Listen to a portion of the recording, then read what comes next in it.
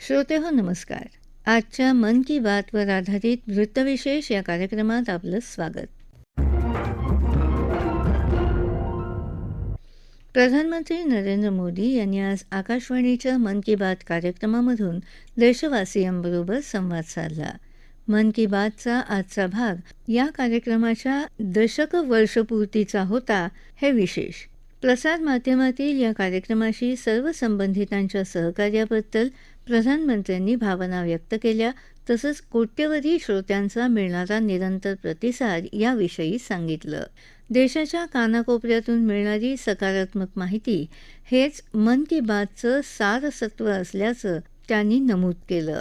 याबरोबरच वृक्षारोपण, make in India, स्वच्छता अभियान अशा वेगवेगळ्या विषयांवर संवाद साधताना अनेक प्रेरक गोष्टींचा उल्लेख त्यांनी केला.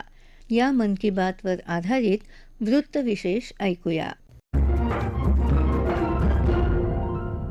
श्रोते हो, मन की बात कार्यक्रमाला 10 वर्ष पूर्ण झाली. आजच्या कार्यक्रमात तो सादर करताना प्रधानमंत्री नरेंद्र मोदी यांनी व्यक्त केलेले विचार आपण त्यांच्याच शब्दात ऐकूया. आज का ये एपिसोड मुझे भावुक करने वाला है। मुझे बहुत सी पुरानी यादों से घेर रहा है। कारण ये है कि मन की बात की हमारी इस यात्रा को 10 साल पूरे हो रहे हैं। 10 साल पहले मन की बात का प्रारंभ 3 अक्टूबर को विजयादशमी के दिन हुआ था। और ये कितना पवित्र संयोग है कि इस साल 3 अक्टूबर को जब मन की बात के 10 वर्ष पूरे होंगे, तब नवरात्रि का पहला दिन होगा। मन की बात की इस लंबी यात्रा के कई ऐसे पड़ाव हैं जिन्हें मैं कभी भूल नहीं सकता। मन की बात के करोड़ों श्रोता हमारी इस यात्रा के ऐसे साथी हैं जिनका मुझे निरंतर सहयोग मिलता रहा। देश के कोने कोने से उन्होंने जानकारियां उपलब्ध कराई। मन की बात के श्रोता ही इस कार्यक्रम के असली सूत्रधार हैं। आमतौर पर एक धारणा ऐसी घर कर गई है कि जब तक चटपटी बातें न हो, नकारात्मक बातें न हो, तब तक उसको ज्यादा तवज्जो नहीं मिलती है। लेकिन मन की बात ने साबित किया है कि देश के लोगों में पॉजिटिव जानकारी की कितनी भूख है। पॉजिटिव बातें, प्रेरणा से भर देने वाले उदाहरण, हौसला देने वाली गाथाएं लोगों को बहुत पसंद आती हैं। मन की बात की हर बात को, हर घटना को, हर चिट्ठी को मैं याद करता हूँ, ऐसा लगता है कि मैं जनता जनार्दन, जो मेरे लिए ईश्वर का रूप है, मैं उनका दर्शन कर रहा हूँ। साथियों, मैं आज दूरदर्शन, प्रसार भारती और ऑल इंडिया रेडियो से जुड़े सभी लोगों की भी सराहना करूंगा। उनके अथक प्रयासों से मन की बात इस महत्वपूर्ण पड़ाव तक पहुंचा है। मैं विभिन्न टीवी चैनल्स को, रीजनल टीवी चैनल्स का भी आभारी हूं जिन्होंने लगातार इसे दिखाया है। मन की बात के द्वारा हमने जिन मुद्दों को उठाया, उन्हें लेकर कई मीडिया हाउसेस ने मुहिम भी चलाई। मैं प्रिंट मीडिया को भी धन्यवाद देता हूं कि उन्होंने इसे घर घर तक पहुंचाया। मैं उन यूट्यूबर्स को भी धन्यवाद दूंगा जिन्होंने मन की बात पर अनेक कार्यक्रम किए। इस कार्यक्रम को देश की 22 भाषाओं के साथ 12 विदेशी भाषाओं में भी सुना जा सकता है। मुझे अच्छा लगता है जब लोग ये कहते हैं कि उन्होंने मन की बात कार्यक्रम को अपनी स्थानीय भाषा में सुना। आप में से बहुत से लोगों को ये पता होगा कि मन की बात कार्यक्रम पर आधारित एक क्विज कंपटीशन भी चल रहा है, जिसमें कोई भी व्यक्ति हिस्सा ले सकता है। mygov.in पर जाकर आप इस कंपटीशन में हिस्सा ले सकते हैं और इनाम भी जीत सकते हैं। यंदा मोसमी पावसाची झालेली कृपा अधिक फलदायी ठरावी यासाठी जलसंरक्षण करण्याचं महत्त्व प्रधानमंत्री मोदी यांनी आज सांगितलं. बुंदेलखंडातल्या झाशीमध्ये आणि मध्य प्रदेशात काही ठिकाणी महिलांनी अनोख्या पद्धतीनं हे काम कसं केलं याची माहिती त्यांनी श्रोत्यांना दिली. याविषयी आपण जाणून घेऊया. मुझे खुशी है कि पानी के संरक्षण को लेकर कई लोग नई पहल कर रहे हैं। ऐसा ही एक प्रयास उत्तर प्रदेश के झांसी में देखने को मिला है। आप जानते ही हैं कि झांसी बुंदेलखंड में है, जिसकी पहचान पानी की किल्लत से जुड़ी हुई है। यहाँ झांसी में कुछ महिलाओं ने गुरारी नदी को नया जीवन दिया। ये महिलाएं सेल्फ हेल्प ग्रुप से जुड़ी हैं और उन्होंने जल सहेली बनकर इस अभियान का नेतृत्व किया है।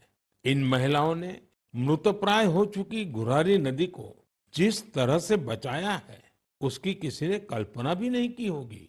इन जल सहेलियों ने बोरियों में बालू भरकर चेक डैम तैयार किया, बारिश का पानी बर्बाद होने से रोका और नदी को पानी से लबालब कर दिया। इन महिलाओं ने सैकड़ों जलाशयों के निर्माण और उनके रिवाइवल में भी बढ़ चढ़कर हाथ बटाया है। इससे इस क्षेत्र के लोगों की पानी की समस्या तो दूर हुई ही है, उनके चेहरों पर खुशियां भी लौट आई हैं। साथियों, कहीं नारी शक्ति जल शक्ति को बढ़ाती है, तो कहीं जल शक्ति भी नारी शक्ति को मजबूत करती है। मुझे मध्य प्रदेश के दो बड़े ही प्रेरणादायी प्रयासों की जानकारी मिली है। यहाँ डिंडोरी के रायपुरा गांव में एक बड़े तालाब के निर्माण से भूजल स्तर काफी बढ़ गया है। इसका फायदा इस गांव की महिलाओं को मिला। यहाँ शारदा आजीविका स्वयं सहायता समूह, इससे जुड़ी महिलाओं को मछली पालन का नया व्यवसाय भी मिल गया। इन महिलाओं ने फिश पार्लर भी शुरू किया है, जहां होने वाली मछलियों की बिक्री से उनकी आय भी बढ़ रही है। मध्य प्रदेश के छतरपुर में भी महिलाओं का प्रयास बहुत सराहनीय है। यहाँ के खौब गांव का बड़ा तालाब जब सूखने लगा, तो महिलाओं ने इसे पुनर्जीवित करने का बीड़ा उठाया। हरी बगिया स्वयं सहायता समूह की इन महिलाओं ने तालाब से बड़ी मात्रा में गाद निकाली। तालाब से जो गाद निकली, उसका उपयोग उन्होंने बंजर जमीन पर फूड फॉरेस्ट तैयार करने के लिए किया। इन महिलाओं की मेहनत से न सिर्फ तालाब में खूब पानी भर गया, बल्कि फसलों की उपज भी काफी बढ़ी है।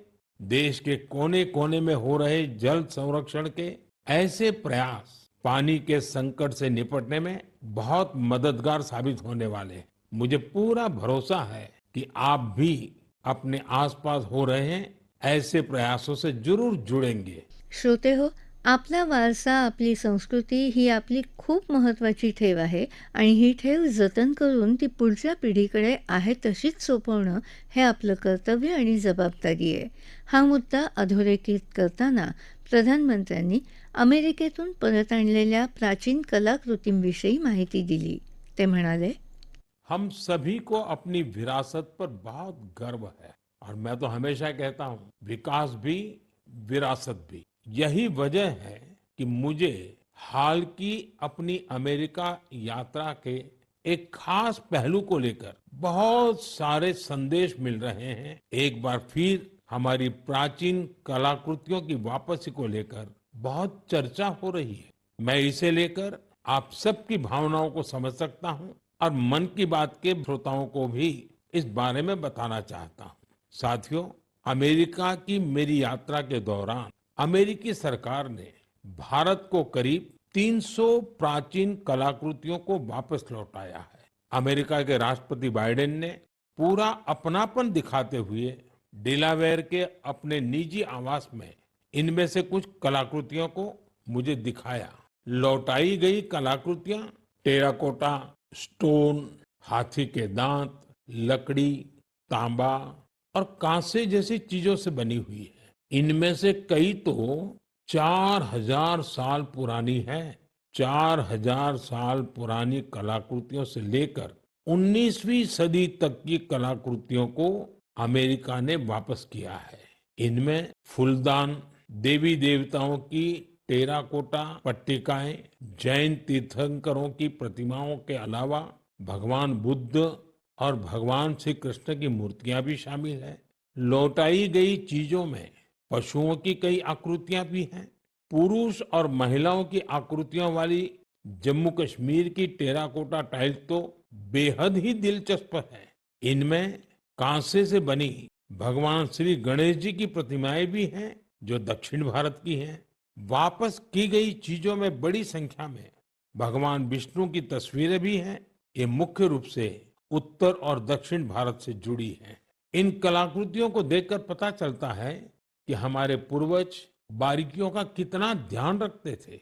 कला को लेकर उनमें गजब की सूझबूझ थी।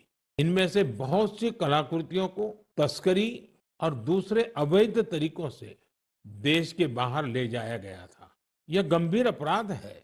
एक तरह से यह अपनी विरासत को खत्म करना जैसा है। लेकिन मुझे इस बात की बहुत खुशी है कि पिछले एक दशक में ऐसी कई कलाकृतियां और हमारी बहुत सारी प्राचीन धरोहरों की घर वापसी हुई है। इस दिशा में आज भारत कई देशों के साथ मिलकर काम भी कर रहा है। श्रोते हो, देशभर सुरू असलेल्या एक पेड माँ के नाम या अभियानाची दखल आज प्रधानमंत्र्यांनी घेतली. या मोहिमेचं व्रताप्रमाणे पालन करणाऱ्या समाजसेवींचं प्रधानमंत्र्यांनी कौतुक केलं. तमिळनाडूत मदुराई इथं वनौषधींची जोपासना करणाऱ्या शिक्षिकेच्या कार्याची त्यांनी माहिती दिली. तसंच काळाच्या ओघात कामाचं स्वरूप बदलतंय अशा उदयोन्मुख क्षेत्रांविषयी प्रधानमंत्री मोदी यांचं मनोगत त्यांच्या शब्दात जाणून घेऊया. बदलते हुए इस समय में नेचर ऑफ जॉब्स बदल रही है और नए नए सेक्टर्स का उभार हो रहा है, जैसे gaming, animation, reel making, film making या पोस्टर मेकिंग। अगर इनमें से किसी स्किल में आप अच्छा प्रदर्शन कर सकते हैं तो आपके टैलेंट को बहुत बड़ा मंच मिल सकता है। अगर आप किसी बैंड से जुड़े हैं या फिर कम्युनिटी रेडियो के लिए काम करते हैं तो भी आपके लिए बहुत बड़ा अवसर है। आपके टैलेंट और क्रिएटिविटी को बढ़ावा देने के लिए भारत सरकार का सूचना और प्रसारण मंत्रालय ने क्रिएट इन इंडिया इस थीम के तहत 25 चैलेंजेस शुरू किए हैं। ये चैलेंजेस आपको जरूर दिलचस्प लगेंगे। कुछ चैलेंजेस तो म्यूजिक, एजुकेशन और यहाँ तक कि एंटी पायरेसी पर भी फोकस्ड है। इस आयोजन में कई सारे प्रोफेशनल ऑर्गेनाइजेशन भी शामिल हैं जो इन चैलेंजेस को अपना पूरा सपोर्ट दे रहे हैं। इनमें शामिल होने के लिए आप wavesindia.org पर लॉगिन कर सकते हैं। देश भर के क्रिएटर से मेरा विशेष आग्रह है कि वे इसमें जरूर हिस्सा लें और अपनी क्रिएटिविटी को सामने लाएं। स्थानिक उत्पादनांना आपण प्राधान्य दिलं पाहिजे आणि त्याविषयी अधिकाधिक माहिती नवनवीन लोकांपर्यंत पोहोचवली पाहिजे हे सांगताना प्रधानमंत्री मोदी यांनी महाराष्ट्रातल्या भंडारा जिल्ह्यातल्या भंडारा टसर सिल्क हँडलूमविषयी माहिती दिली. या वस्त्रोद्योगासाठी स्वयंसहाय्यता महिला समूह कसे काम करतात आणि वैयक्तिक प्रगती साधतानाच समाजाची प्रगती कशी घडवून आणतात ते त्यांनी सांगितलं. महाराष्ट्र के भंडारा जिले में टेक्सटाइल की एक पुरानी परंपरा है, Bhandara tussar silk handloom. Tussar silk अपने डिजाइन, रंग और मजबूती के लिए जानी जाती है। भंडारा के कुछ हिस्सों में 50 से भी अधिक सेल्फ हेल्प ग्रुप इसे संरक्षित करने का काम में जुटे हैं। इनमें महिलाओं की बहुत बड़ी भागीदारी है। यह सिल्क तेजी से लोकप्रिय हो रही है और स्थानीय समुदायों को सशक्त बना रही है और यही तो मेक इन इंडिया की स्पिरिट है। श्रोते हो, दशवर्षपूर्तीच्या या मन की बातच्या भागामध्ये आगामी नवरात्र आणि इतर सण समारंभांसाठी प्रधानमंत्री नरेंद्र मोदी यांनी श्रोत्यांना शुभेच्छा दिल्या. श्रोते हो, आपला वृत्तविशेष हा कार्यक्रम आपण न्यूज ऑन AIR या ॲपवरही लाईव्ह ऐकू शकता. त्यासोबतच आमच्या मुंबई एअर न्यूज या यूट्यूब वाहिनीवर कार्यक्रमाचं ध्वनिमुद्रण आपल्याला कधीही ऐकता येईल. याबरोबरच आजचा वृत्तविशेष हा कार्यक्रम संपला. हा कार्यक्रम आकाशवाणी मुंबईच्या प्रादेशिक वृत्त विभागानं सादर केला. संपादक आणि सादरकर्त्या भावना गोखले, निर्मिती सहाय्य राजेश शेजवळे, प्रसारण सहाय्य तन्मय जाधव, लेखन आणि समन्वय सुवर्णा बेडेकर, निवेदन गौरी देशमुख.